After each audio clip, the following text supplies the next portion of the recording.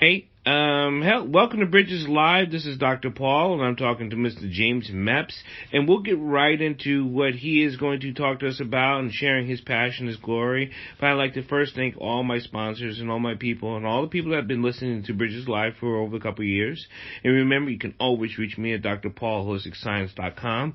You can always email me, and I like all the emails and the comments that people have throughout the show and throughout all my podcasts and webinars. And remember, this is about better life, right? What's better life is getting Bridges Live is about getting you from here to there, information, understanding, and action. So James, welcome to Bridges Live, and thank you so much for taking your time out of your day and coming on with me. And introduce yourself to Bridges Live and tell us what you are and what you do and all that stuff, and we'll get right into the show. Okay, I will do that.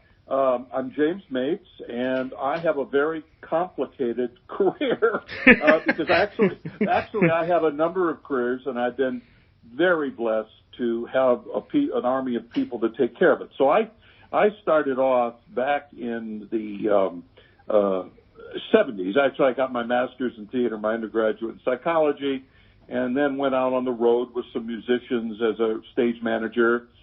Did a couple years of Shakespeare and repertory theater, came to New York to do soap operas, and through a whole odd set of circumstances, studied with a hypnotist by the name of Harry Ahrens. He had written 60 books. He looked like Sigmund Freud. Okay. He's a strange dude, but he was about 5'2", and he took me under his wing, and I threw myself into learning clinical hypnosis. So I'm going to give you a branch of each career in a very short period of time. I have never stopped acting.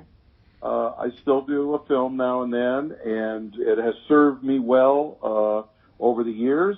I did clinical hypnosis and still do, but it's transformed into something called transformational thinking. Okay. And I did weight smoking, self-confidence, and then I did 5 years basically with athletes, track, tennis, golf, powerlifting, the Green Bay Packers. And then I found my niche, which was age regression, which was literally taking people back in their past. Yes. And I worked with child abuse victims. I worked with witnesses to crimes, but a lot of forgiveness work because it's a miracle. See, I really think that's amazing because I do a lot of trauma work because of my historical past.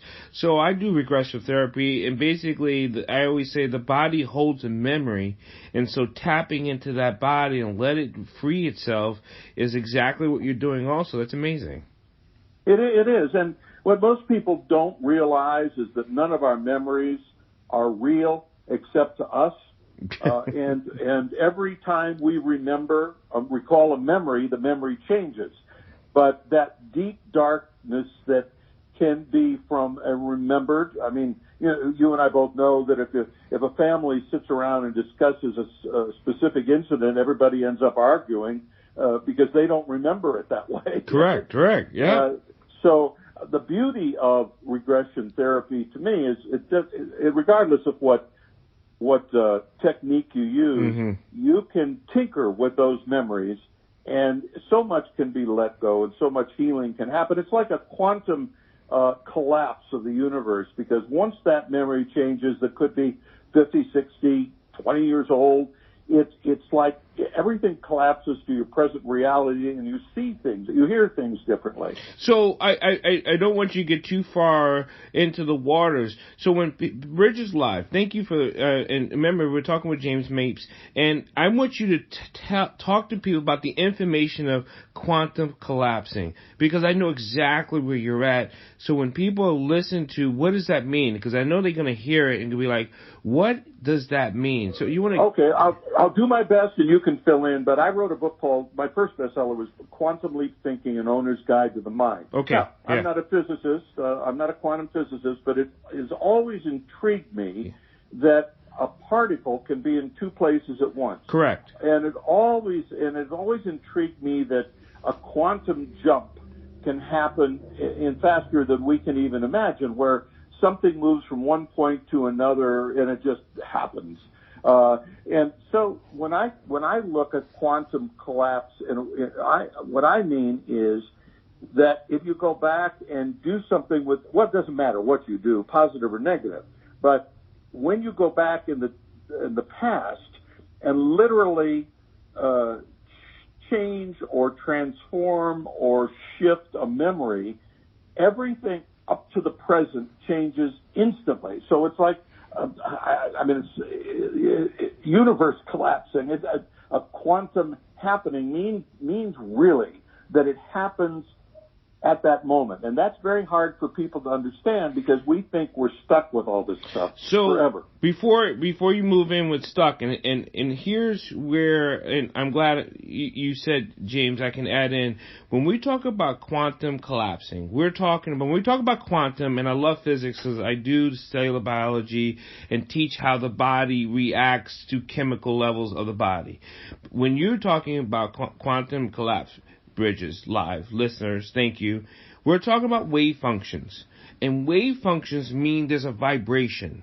And once you start talking about wave functionality and how memory and your body responds cellularly, we're talking about vibrations and tones.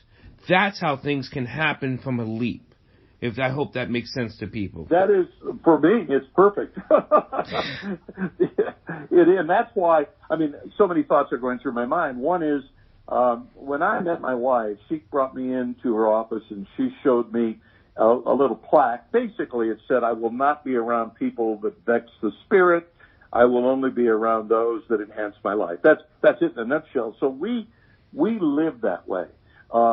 Now, I do a lot of coaching, I do a lot of speaking, I do a lot of performing, but our circle of people that we are very close to are all cheerleaders for each other. We're all celebrate each other's wins. I've never known one person in our life, in our close circle, who's ever been jealous, who has ever said, oh, you got it, I don't. Because the greater the people are around you that you help become, you become. Yeah. And it isn't brain science. Well, in a way, it's brain science. It's so true, because it's all brain science. So I was going to just add one other thing. One of many stories I have, but about 10 years ago, I was shooting a thriller, a film in Scotland. And playing an incredible role, the actor Anthony Hopkins was my coach, and the actress Jane Powell from the MGM days was my tap dance instructor. I was playing an evil Jimmy Swaggart kind of a character. So it was a marvelous role and a marvelous time. And then I got home and I got depressed back to Connecticut because we were in Scotland.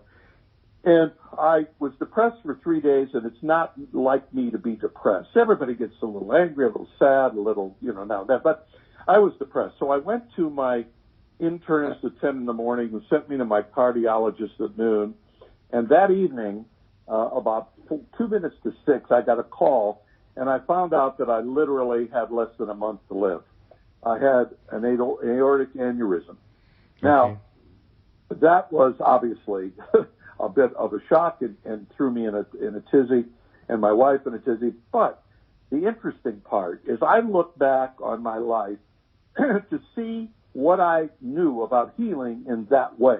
What can one do? Because I was into such fear, which is one of my playgrounds, is discussing fear and what it is and how we get rid of it, how we manage it, that I decided to throw myself into creating a program for surgery patients. So 2 years later, after questioning nurses and doctors and surgeons, I came out with this program called Patient Pre-Op Post-Op Healing Therapy, which has been used for back and brain and cancer and all the things that you believe went into solid research. One is, I asked a question one of the senior nurses when I could talk. It was about 3 days after I had this valve replacement, and they checked, they cracked the chest open, so you're in pretty bad shape. And I said, does attitude make a difference? And she looked at me and she said, no one ever asked this, but let me tell you that there are people who should never have had a problem, that had a lot of problems, and they're usually the people who are angry, who fight with their relatives, or they don't have a support system, they don't have people around them, And then there are people that should have had a lot worse problems, but they don't. And those are the people who express gratitude, which changes the brain. Those are people that have a solid support system. So there are 5 points that go into this that are all, that's one of the 5, that are all based in science. And these are the things that you teach, is that people think we think the way we think. That's, right. And so what comes may. But there are really solid techniques that we can use to stop fear in its tracks, to express gratitude and change the brain, and on it goes. And they're so simple that people often overlook them, or they try it for a day and they just don't forget about it because there's no support system. So James, give some of those simple things that people can do. Well, I'll start off with a complex one about fear, without going into all the fears. Right. But one of the things that I ask in my workshops, I'll say, is there anyone in this room who has not been able to handle what life throws your way? Mm-hmm. Right. So it could be 50 people or 1,000, and nobody's hands goes up, of course. And I'll say, so let me ask a couple questions that you can ask yourself when you are in fear and when you're afraid to take a risk. One is a reality check. What's the worst that could happen? And if it happens, can I handle it? Well, you've already said you could handle it. Yeah. Right? Because you've already. So if you ask that question in fear about taking a risk, it could be mental, physical, spiritual, emotional, or social, relationship, or career, you are going to feel a sense of control. It's all about control, giving yourself a sense of control in life. The second question is what is the payoff for me having this fear? Because no matter what anyone says, on some level there's a payoff. And the question then becomes, what do I get to avoid doing, or what do I get to avoid saying, and who do I get to avoid saying it to? Mm. So if you identify without guilt, because if we get into guilt, that's just another fear. But if you can identify what the payoff is, again, you start to get a sense of control because you have a sense of choice. There's a very quick exercise I give to people in my private coaching. It takes about a minute to 2 minutes. And I call it the Ben Franklin exercise because I had heard that he did something similar to this.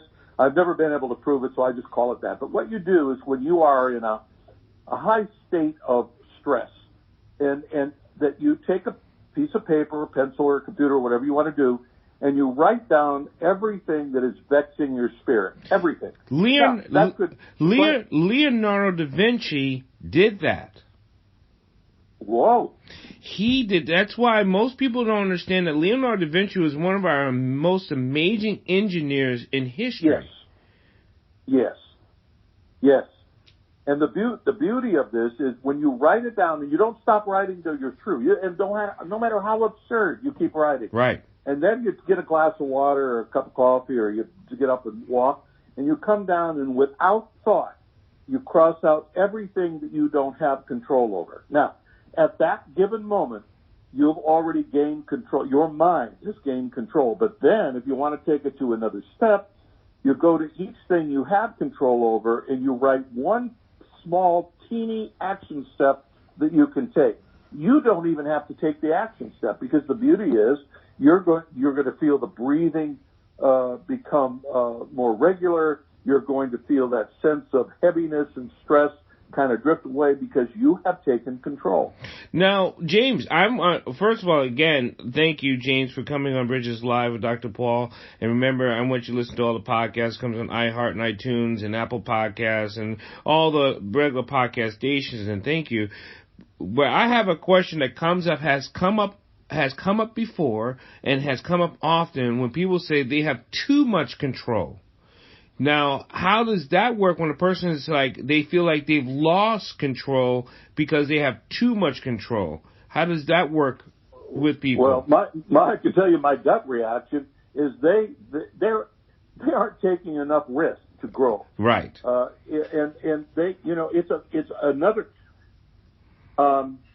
I talk about a lot about out-of-the-box thinking, and in quantum leap thinking, I have that. You've seen it. It's called the paradoxical box. Yes. You look at it one way, the one end pops out. You look at it the other way, the other end pops out. Well, the end that pops out is the one you have most investment in, and that's your beliefs and your beliefs. So if you believe that you have too much control, then I would love to find out what that person feels or what they say, because I would go through mental, physical, spiritual, emotional, and social and say, if you had this is a seminar question I do. If you had a magic wand and you could wave it and change one thing in your life in 2 to 6 months that would enhance your personal and professional life, mentally, physically, spiritually, emotionally, socially, what's the one thing you would change? And there are a couple of rules of the wand. You can't wave the wand and make anyone disappear. You can't take anything away from anyone. You can't hurt anyone. And that question stupefies people. They literally, sometimes in private practice, they will say, wait a minute, don't talk to me for a minute. That question is so huge because it gives you a sense of possibility. To me, it reminds me, because, I'm in my age, I love the Twilight. And I don't think the Twilight Zone, when we were growing up, it was, to me, it was such forward thinking, because Twilight Zone didn't just give you the script. It posed a question, not to be answered, but for you to think about the possibilities of. That we don't have shows or informational TV like that anymore that helps people say, what is my challenge question to myself, not to the other? Great. It's funny you should say that. My wife is from Hollywood. Her dad ran a studio. We're very big. Our son is the head of Skydance. He just did Terminator and Gemini Man with Will Smith, and he's got Top Gun 2 coming out. Now, my wife knew Rod Serling. Oh. Her parents knew Rod Serling. Oh. And he was a brilliant man. Because I've often brought it up, and she talks about it. Yeah.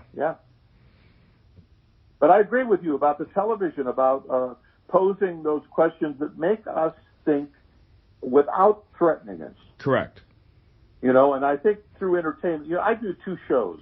I do a hypnosis show. I've done about 7,000 times. I've done it on Broadway. I've done it on Lincoln Center in New York. It is not a nightclub act. It is a scripted show that's a journey into the imagination on the starship Quantum. And every demonstration I do is terribly entertaining, but it also teaches a lesson. I'll tell you 2 of them just to get your mind thinking. With someone who's hypnotized, and that's a whole other subject, what is that? I will say you're in a box. The box is 8 feet square, and it's impenetrable. You're standing in the center of it. You can only move in 4 feet in any direction, wide awake. And you won't remember I told you that, wide awake. So they're on a stage in front of 1,000, 2,000 people. I walk 12 feet away, and I say, come here. And they walk right up 4 feet. They stop. I go around the box, and they stop. I pull out $1,000 bill, $1,000, $100 bills, and I say, if you walk over to me, if you take this 10-foot step over to me, I will give you the $1,000. Well, they throw themselves at the box. I go up to 2,000. In 38 years, I've never lost a dime. And the point of it is, what is the box? What is the box? What is the box? It's imperceptible. They don't even know it's there. It's a self-limiting belief. Mm-hmm. So the second demonstration I do is I will tell someone that he or she cannot remember and say the number 6. They can't say it, see it, or hear it. And then I'll tell them they won't remember that. So I ask them to, what's 6 and 6? What's 3 and 3? They can't say it. And I pull out $1,000 and I say, I'm going to have the audience shout out the total of 3 and 3. If you can tell me what they said, I will give you the $1,000. So I shout 1, 2. The audience shouts out 6. The person doesn't flinch. And then I pull another 1,000 out. I have my assistant bring out a flip chart, and I say, I'm going to write 3 numbers on the flip chart. My assistant's going to write 3 numbers on the flip chart. If you tell me the third number, you can have the 2,000. So my assistant writes 2 and then 5 and then 6.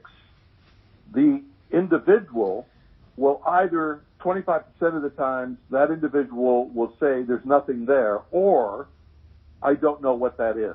So what do you think? I mean, I understand what's going on. So explain to the audience why that happens to them and how the mind creates that block. Keep going. Because we see what we expect to see. Yeah. We hear what we expect to hear based on what we believe to be true. The old thing about if you were going through Kennedy Airport, and all that cacophony of noise and background noise and people yelling and people and all of a sudden they said, "Attention, James Mapes, go to the kiosk." I'm going to hear it. Why would I hear that outside of the all noise, this stuff that's going on? Right. Well, the same thing happens. This is what I do with if somebody's doing drugs.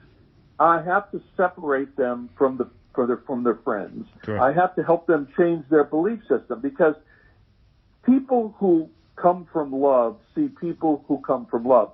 People who come from fear see people who come from fear. Attract people or hate. They attract people. So it's extremely important that people understand that your affirmations, your routines, your risks that you take, the support you give people, the people you surround yourself with, all that eventually gives you the fortitude to live in a fear-based world today with not an absence of fear, but with a way to cope without making yourself crazy. Well, James, a couple of things is that, so if someone was a little bit more information and they understood the pleasure centers of the brain, how, and this is where I tap in when I call regression of information or exercise, is the word you're using is you keep triggering your pleasure centers that keeps putting you back into the same circumstances. It's so funny because my wife is a great hypnosis subject, and if she's ever, and I have this as a patient program, which is she's used for her knee. She just had a knee replacement. And what I do with her is whenever she's in stress, I say, close your eyes, think of blue, and imagine yourself swimming with spiny lobsters. Now, I can see her whole body melt because in St. Thomas, we snorkel, and her most relaxing thing is when she's in the ocean and she'll see lobsters, and she just melts. So that's a trigger for her, and we all have triggers. To identify your negative triggers takes a little work. You know, that's why we have coaches, by the way. You probably said this to people, but the eye cannot behold itself. We can't see ourselves. So I have a coach, more than one. I have to have people point out to me that maybe I'm saying something or doing something, or I'm repeating a pattern of behavior that doesn't serve my ultimate vision. And a vision is different than goals. I read your thing in your website there. A vision's very different than a goal. Right. A vision is more. I always use this. If you have a rubber band and you stretch it out and you tie it to a post, that gives you a sense of tension. It moves you towards the post. And if you have a strong enough vision based in your values, your deepest values, and also some other things that are personal, that will never go away. A goal will go away. Goals come and they go. They go. We either succeed, we succeed or we fail. But when you have a vision that you can carry around in 3 or 4 sentences, which I get people to do, that you can refer to, then your decisions that you make, your goals, are supporting your vision, and your vision is supporting your goals.